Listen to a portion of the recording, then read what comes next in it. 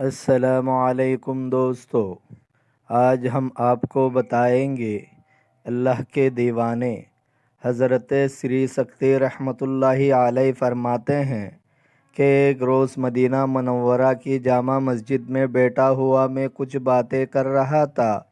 ایک نوجوان خوبصورت لباس فاخرہ پہنے ہوئے آیا اور ساتھ میں اس کے کچھ چند یار دوست تھے۔ میں نے واز کہا اور واز میں یہ بھی بیان کیا کہ بڑے تعجب اور افسوس کی بات ہے کہ ضعیف قوی کی نافرمانی کرتا ہے۔ یہ سنتے ہی اس کا رنگ زرد ہو گیا اور اسی وقت وہ چلا گیا۔ پھر اگلے روز آ کر اول سلام علیہ کی اور پھر 2 رکعت نفل پڑھ کر میری مجلس میں بیٹھ گیا اور کہنے لگا، اے سری، میں نے کل تم سے یہ سنا تھا، تم نے کہا تھا کہ ضعیف قوی کی نافرمانی کرتا ہے، تو اس کا مطلب کیا ہے؟ میں نے کہا، مولا یعنی خدائے کریم سے زیادہ کوئی قوی نہیں اور بندے سے زیادہ کوئی ضعیف نہیں، لیکن یہ پھر بھی اس کی نافرمانی کیے جاتا ہے۔ یہ سن کر اس وقت تو چلا گیا۔ اگلے روز آیا تو فقط 2 سفید کپڑے پہنے ہوئے تھا۔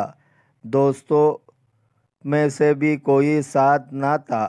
مجھ سے پوچھا کہ اللہ کے پاس پہنچنے کا کون سا راستہ ہے؟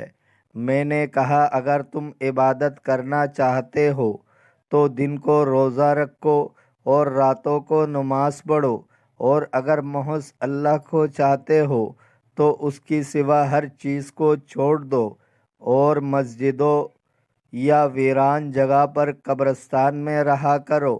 چنانچہ وہ یہ کہتا ہوا کھڑا ہو گیا کہ قسم ہے خدا کی، میں مشکل ہی سے راستہ کو طے کروں گا۔ تھوڑے دنوں کے بعد میرے پاس چند لڑکے آئے اور پوچھنے لگے کہ احمد یزید کاتب کو کیا ہو گیا؟ میں نے کہا، میں تو اس کو جانتا بھی نہیں ہوں۔ ہاں، ایک ایسی صفت کا آدمی میرے پاس آیا، نامعلوم کون تھا، اور ایسی چند باتیں مجھ سے پوچھ کر چلا گیا۔ اب اس کا حال مجھے بھی معلوم نہیں۔ کہا کہ کہاں ہے؟ کہا، اچھا، ہم تمہیں اللہ کی قسم دے جاتے ہیں کہ جب تمہیں اس کا حال معلوم ہو ہمیں ضرور خبر دینا۔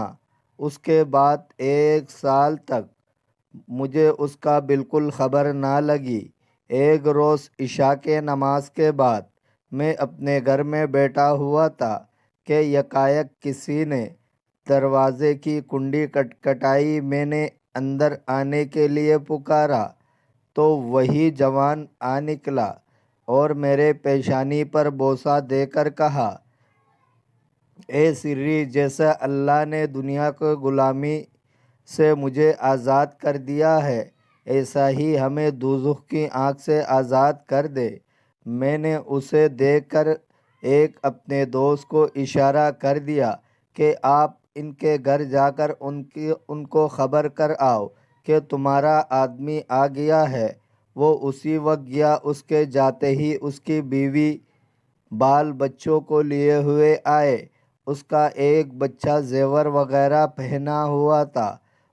اس بچے کو اس کی گود میں ڈال کر کہنے لگی کہ اے میاں، تم نے اپنے جیتے جی ہی مجھے رانڈا بنا دیا اور ان بچوں کو بھی یتیم کر دیا۔ اس جوان نے میری طرف دیکھا اور یہ کہا، اے سری، تم نے یہ کیا بے وفائی کی؟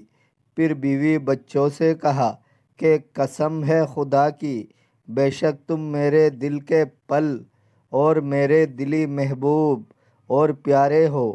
میرے اولاد مجھے تمام مخلوق سے زیادہ پیاری ہے، لیکن کیا کروں؟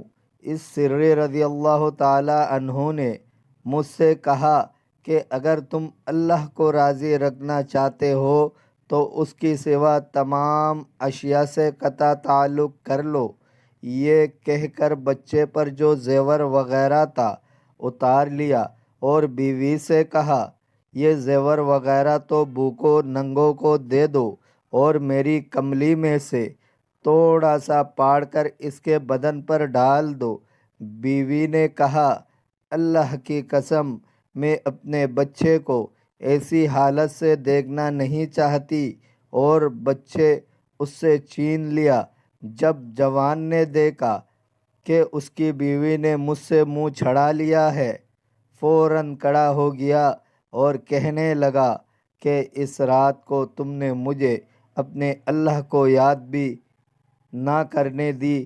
پھر اسی وقت نکل کر چل دیا اور گھر میں رونے پیٹنے کا شور مچ گیا۔ پھر اس کی بیوی جاتے ہوئے کہہ گئی کہ اگر اب کے پھر آئے یا تم کہیں خبر سنو تو مجھے ضرور اطلاع کر دینا۔ میں نے کہا انشاءاللہ تعالی اگر کہیں معلوم ہوا تو خبر کرا دوں گا۔ ایک عرصہ دراز کے بعد ایک بڑھیا میرے پاس آئی اور کہا اے سر رحمت اللہ علیہ، مقام شونیز میں ایک لڑکا حضور کو پوچھتا تھا۔ میں گیا تو وہیں جوان پڑا ہوا تھا، سر کے نیچے ایک کچی اینٹ رکھی ہوئی تھی۔ میں نے سلام علیک کی سن کر فوراً آنکھیں کھول دی اور کہنے لگا اے سری تمہارا کیا خیال ہے؟ کہا اللہ کے ہاں میری خطائیں معاف ہو جائے گی۔ میں نے کہا ہاں۔ کہا کیا میرے جیسوں کی بھی مغفرت ہو جاتی ہے؟ میں نے کہا ہاں۔ کیا میں تو گناہوں میں غرق ہوں؟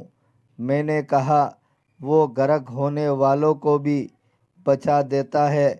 کہا میرے ذمہ بہت ظلم اور لوگوں کے حق ہے۔ میں نے کہا حدیث شریف میں آیا ہے کہ خود جس نے توبہ کر لی قیامت کے دن اسے اور اس کے حقداروں کو بلایا جائے گا اور انہیں یہ حکم ہوگا کہ تم اسے چھوڑ دو اور اس کی طرف سے اللہ معاوضہ دے گا۔ پھر اس نے کہا اے سری سختی رحمت اللہ علیہ، میرے پاس کچھ گٹھلیوں کی بکری کے چند درہم ہے۔ جس وقت میں مر جاؤں تو جس چیز کی میرے واسطے ضرورت ہو اسی میں سے خرید کر کفن کر دینا اور میرے گھر والوں کو خبر نہ کرنا، ورنہ وہ حرام کی کمائی میں سے میرا کفن خرید کر میرا کفن بدل دیں گے۔ میں اس کے پاس تھوڑی دیر بیٹھا رہا۔ اس نے آنکھیں کھلے رکھے اور یہ پڑھا لمثل ھذا فلیعمل العاملون، یعنی عمل کرنے والوں کو ایسے ہی اجر کے لیے عمل کرنی چاہیے۔ پھر مر گیا۔ میں نے وہ درہم لی اور جس جس چیز کی ضرورت تھی خریدنے گیا۔ ابھی واپس آ رہا تھا، میں نے دیکھا کہ لوگ گھبرائے آ رہے ہیں۔ میں نے کہا خیر تو ہے؟ کہا ایک ولی اللہ کا انتقال ہو گیا ہے، ہم اس کے جنازے کی نماز پڑھنے جا رہے ہیں۔